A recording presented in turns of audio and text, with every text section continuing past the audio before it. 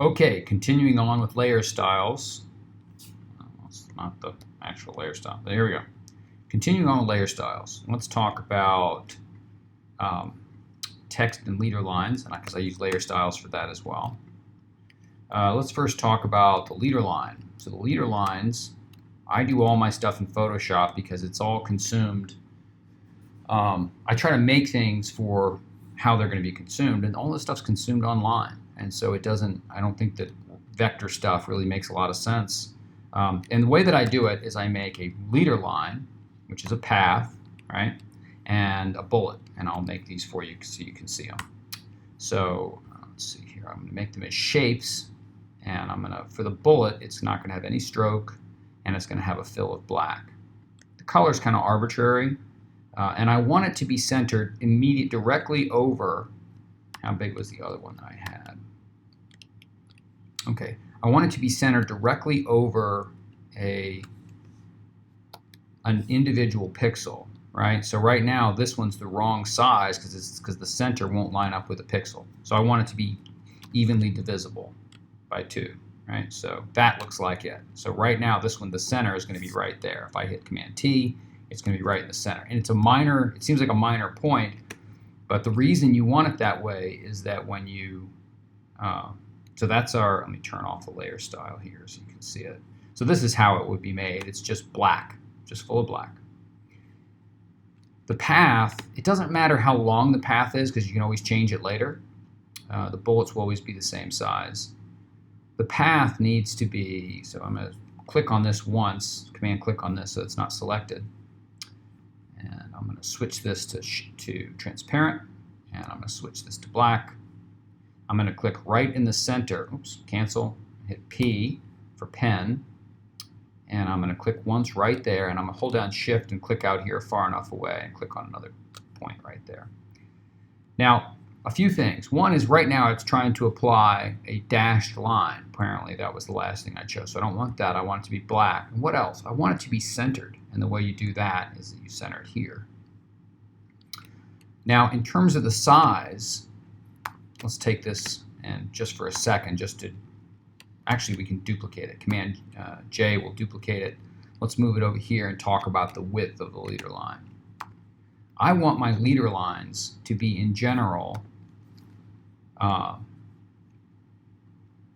slightly narrower than the ascenders of the type.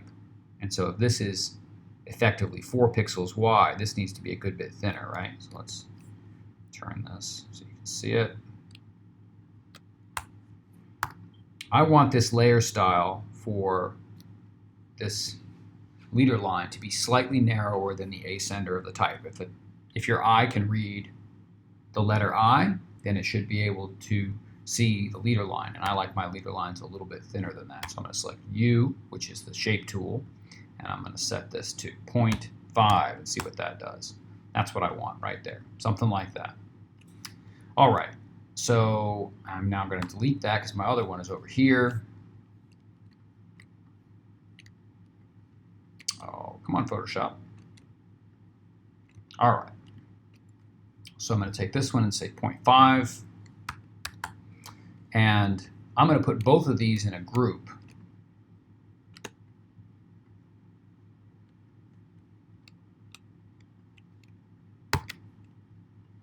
Delete that group.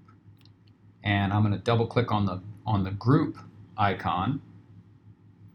And I'm going to choose my, oh, I don't have it. I didn't save it. Okay, so I'm going to make a new highlight brush for my layer styles.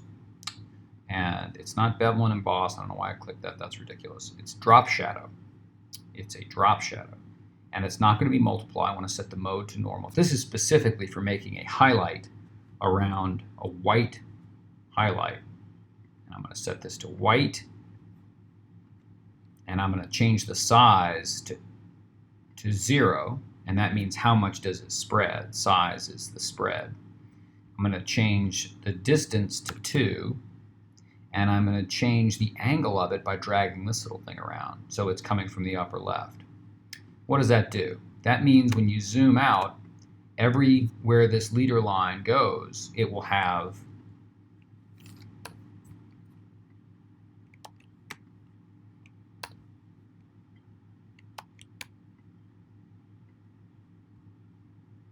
it will have that white highlight. And the reason I wanted you to put that start of the point right in the center of the circle is that as you move this around, it will continue to be perfectly, it will enter that circle. If it was off to the side, it wouldn't look right as it moved around. So anyhow, that's the deal. And this is how I use it. All right, let's move that back.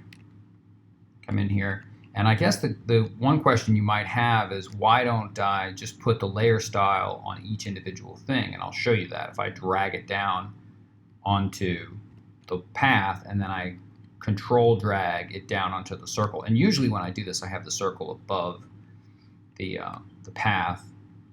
It doesn't do what I want. It does each of them independently. You see that it puts white cutting across the leader line. I don't want that.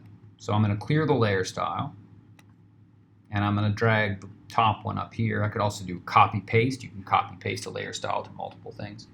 That's the highlight that I want on my leader line. And what it does is it helps that leader line look like it's in front of my image, right?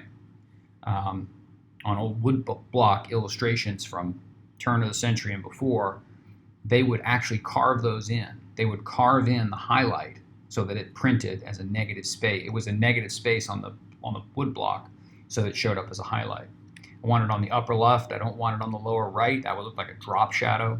And if you put a physical piece of black paint on there and held it up and had a light coming from above your left shoulder, it would have a highlight in the upper left, and that's what this does. Now, whether you do this in Photoshop or you set it up in Illustrator or InDesign, it should have this. It shouldn't be too big. It should be like everything else. It should be subtle. And now we're going to take this and we're going to link it up here. All right, that's almost perfect. Now what I want to do is I want to duplicate this and make it and have a leader line go into the renal calyx. All right, so I'm going to drag this up here. I'm going to take these, I'm going to duplicate them and drag them up here. That bullet might be a little heavy looking at it. Might be a little bit big. And that's it. And so that's basically how I go about labeling these things. If I want to adjust a bunch of leader lines all at once, I can select them all at once, take the pen tool, and then haphazardly just kind of on screen. I don't have to reselect a layer. I can just grab these things and move them by holding down Command, getting the white arrow, and dragging these leader lines around. Doesn't seem like a big deal, but when you have 25 labels, it helps. The other thing that I could do is, and I do this a lot lately, is I will lock these lower layers that have art on them. And now, no matter if I take V, which is the arrow tool, and I'm basically, when I hold down Command, I'm selecting this auto select button. And what it allows me to do is to select groups of things and move them. So if I wanted to, if I drag a box, holding down Command, clicking and dragging, the only thing under there are these two items, and I could move these around, right? If I drag it around here, I'm selecting the box, the type, and the leader line. If I go further, it'll grab the bullet. If I come down, if I'm doing it and I come down here, it'll grab that, it'll grab the other type, and blah, blah, blah. And sooner or later, I've grabbed everything. All right, so let's say I'm in a hurry and I'm doing a bunch of these. And I say, well, I'll just link them together and I'll duplicate them, right? And then I'll drag them down, and then I'll type in here, I'll type in here, blah, blah, blah, blah. And then I'll just do it that way, right? And I'll do that again for you so you can see it. So now these are all linked. So let's say I don't have anything selected, and I grab this. See all these link marks over here? It means that if I hold down, if I go to just click and drag with the Option key held down to duplicate, I'm duplicating them. But it's doing something I don't really want. It's actually adding a highlight into, I'll show you that in a minute. And this is actually how I work. I will Option click, Command Option click drag. Let me do it one more time and I'll show you. So let's say I needed to label something else. I would Command Option click drag. It duplicates everything over here. You see it all duplicate. These are all new layers. What did it not do? They're not linked. So if I do want them linked, I have to come down here and click linked. and then I can, let's say I'm setting this up and I'm going to go back and add new labels. So I'm going to do that. I'm going to hit linked. And I'm going to hit linked. All right, so now, if without anything selected, if I hold down Command and I click, this moves by itself because only the layer, the shape and the type are linked. But here, because we didn't do that one, I did that one before the demo started. But here, if we grab this and we move it, everything is linked. Okay, that's very useful. I could move it on this side. I could say select linked layers. I could then take the pen tool. I could select these things. I could move them over here. I could transform them. And this has real advantages because it's a speedier way to work.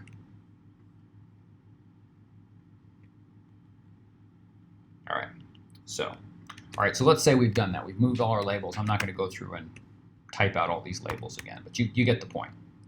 All right, so we've added a bunch of labels. Now what has changed is that every time we duplicated it, it put everything, it's a little bit too complicated to explain, but basically it stuck all the duplicative stuff inside the folder we made for the highlights on just our leader lines. We need to name this leader lines. We don't really want that.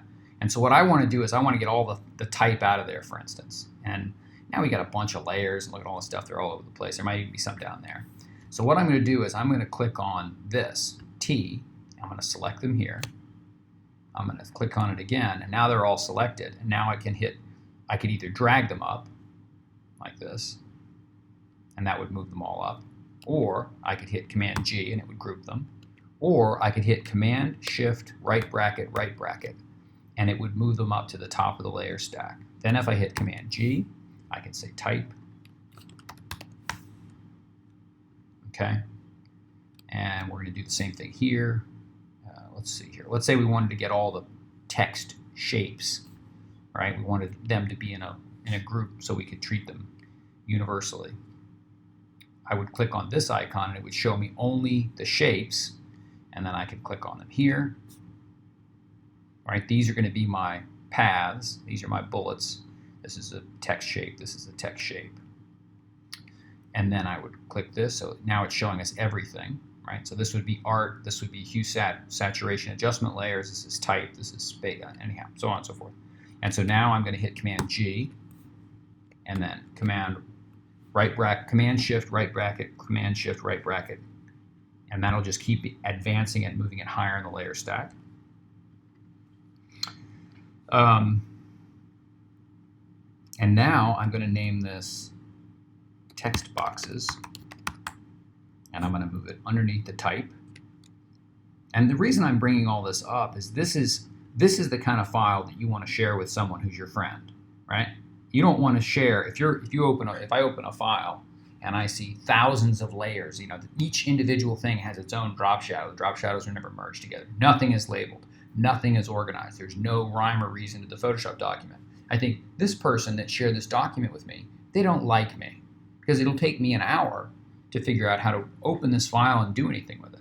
And so what I would encourage you to do is to stay organized and have as few layers as you can. And so there's a reason why each one of these things is on its own layer.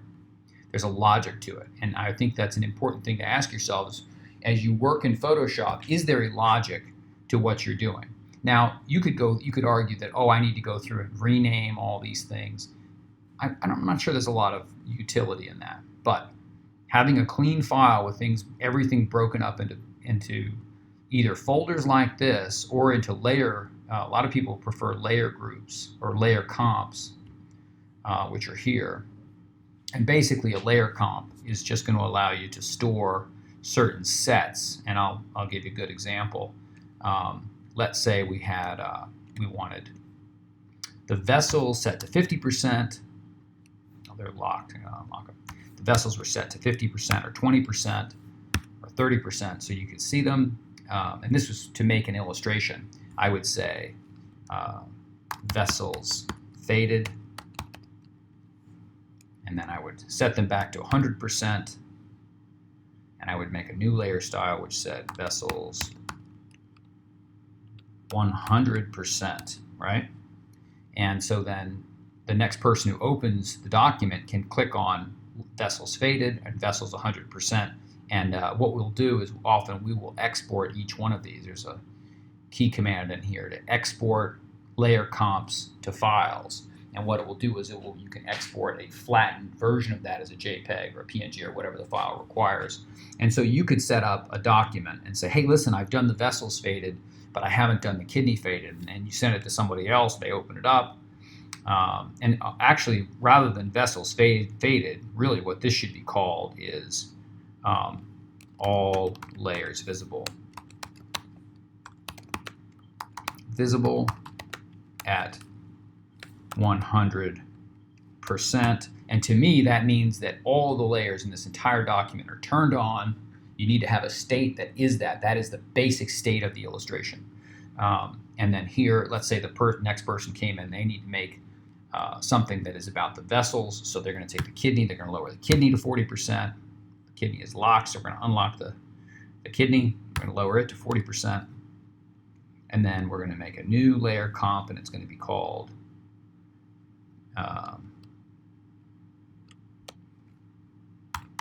kidney faded to 30%, 40%. And I should have said that. So in this one, right?